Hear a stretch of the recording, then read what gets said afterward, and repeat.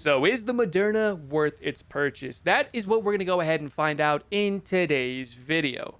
But as always, welcome back to the channel. I will be showcasing a little bit of gameplay as part of the background, but the emphasis of today's video is going to be whether or not you should be making the purchase now that the event has finally drawn to its conclusion. But I'm going to do something a little bit different today.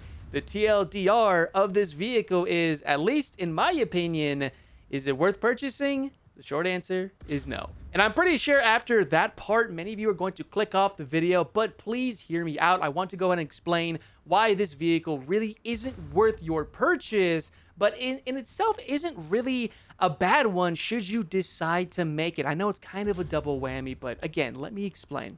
Oh, one thing before we go ahead and do that, I just remembered this. My office, as you can hear in the background, is very empty.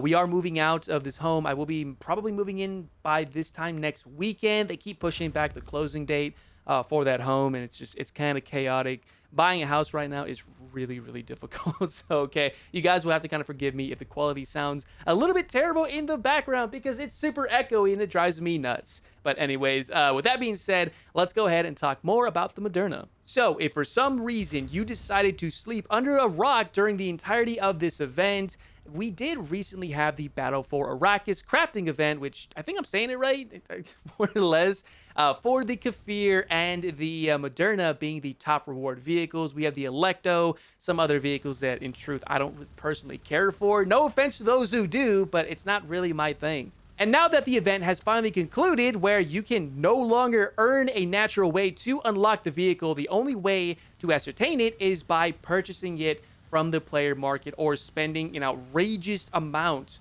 of Gaijin coin to build it. I have no idea why you would want to do that because I believe the math says even if you tried to, it's going to cost you more to build it than it would be to actually buy it from the marketplace store, which goes for just under 80 Gaijin coin as of the time of this video's recording. But if you guys are interested in wanting to know all the full details behind the vehicle, I will have a card listed right above here that'll show you the actual vehicle, its full details, everything that you would find alongside some gameplay showcasing whether or not it's kind of worth it for the BR. But let me kind of shorten things just a little bit. Right now, everyone and their grandmother is playing the T-72M2 Moderna. It is being spammed out in droves. So right now, probably is not the best time to play it. But if you're someone who wants to farm it, now is the perfect time to do so. Trust me, it's a lot of fun. So in short, it's a 10.0 BR vehicle for the Russians. It has a brand new APFS DS called the Tapna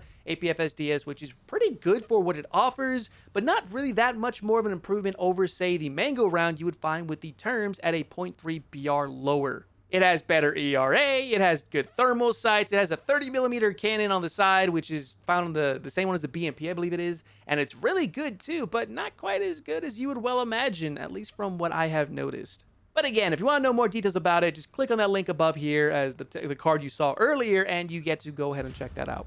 So, now let me explain to you why this is not worth the purchase, at least for its going price right now. But if I saw this vehicle for around 40 Gaijin coin, I would probably be singing a much different tune because at 40, you're kind of getting away with quite a bit of a vehicle, right? Better thermal sights, good firepower, mobility's not that great, its armor isn't that great either, although the ERA is kind of okay. It's really nothing to gripe on about because everything that shot me in this thing would pretty much kill me in a single hit. So the first reason why it's not really worth it, it's not a premium. I know what you're thinking, right? This is an event vehicle. They never have been. Some event vehicles have been like that, but they usually reside in the lower tiers. So you have a vehicle that can only research up to a certain battle rating, such as 1 BR below it and 1 BR above it, or I believe it's 2 BRs above it. I believe it was. But for the most part, you won't necessarily be using this to grind your vehicles. And at 10.0, you're going to be facing against those 11.0s anyway. So this is what I like to call the more or less end result of the tech tree lineup, if that makes sense, where you can play it at top tier, but it's not really going to do as well as it should, seeing that it does sit at battle rating 10.0.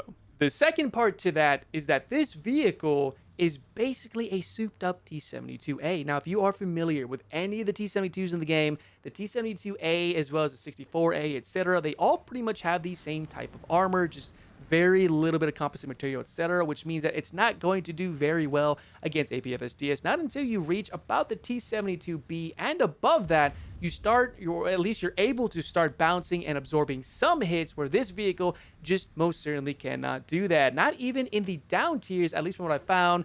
OFL 105, I believe G1 or F1 would go through the upper front plate without too much issue on this thing, and everywhere else for that matter, it wouldn't really matter too much, unfortunately. The turret face, however, is pretty much good to go for any BR that you like to play, but know that that weak spot around the breach area is a little bit larger than what you would find with say, the T-72B or the T-90s, etc. And the third one, which would have to kind of be capabilities, it's not really a downside. This has a ton of good features, such as that 30mm. Of course, it has a laser warning system, a laser rangefinder combined. The downside is it has terrible optics. That's probably one of the biggest gripes I have about this, is the optics. Now, never mind the speed, but I'll tell you what, those sights have gotten me killed so many times. But the commander sight does make up for a few of the shortcomings. But now let's talk about why you should pick this up.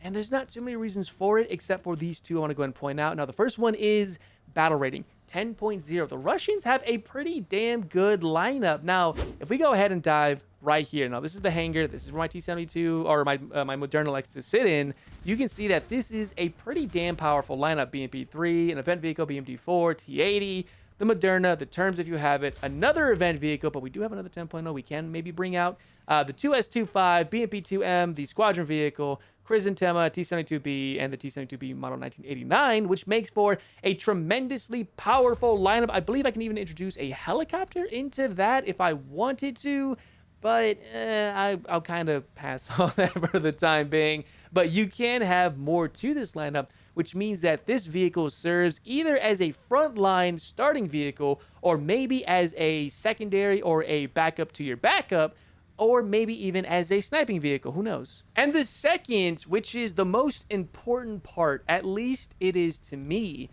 this is a collector's item.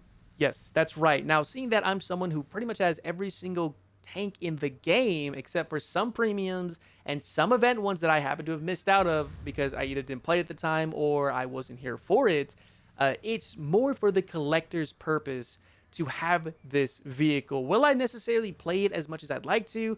Most likely not. It does come with me pretty much everywhere from 10.0 to maybe even 11.0 because it does serve incredibly well as a sniping vehicle in my opinion, but it's something that I can say that, hey, I have it. It's in my lineup. I can use it. I cannot use it, but at least I can say it belongs to me, which is very nice. It's kind of a fulfilling thing.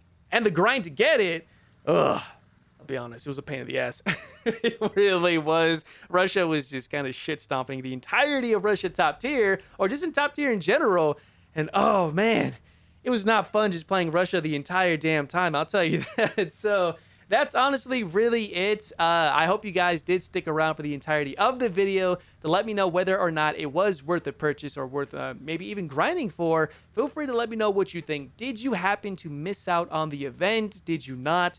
Did you get it? Did you buy it? Let me know exactly what you think about it. This is the last video of the Moderna I'm going to be making for a good long while until we do a revisit a little bit later down the line. Anywhere between 6 to 9 months, usually. It depends if they made any major changes to it. But I highly doubt we will be getting anything unless they give this thing the APDS belt for the 30mm. Oh man, that would be disgusting. So we'll have to see more about that. But yeah, that's all I got for you guys. I'm still packing up my house a little bit. It's still kind of crappy to be in this room. So with that being said, I hope you guys did enjoy my bit of talking head video. This will kind of be the last one for a little while because I want to space this out between gameplay stuff, quote unquote cinematics, and then, of course, the talking head stuff. So with that being said, let me know exactly what you guys think about this kind of stuff. Should I do more of it? Should I not? I have no idea. Tell me. That's what I have you guys there for, right? Cool? Awesome. Anyways, if you guys want to support the channel, buy my 3%. Wow, that didn't make sense. Use my 3% discount link. Make any purchase in the War Thunder store. It does support me greatly. It supports you. You get my in-game decal. What's not to love, right? Man, I feel like I always say that in every video.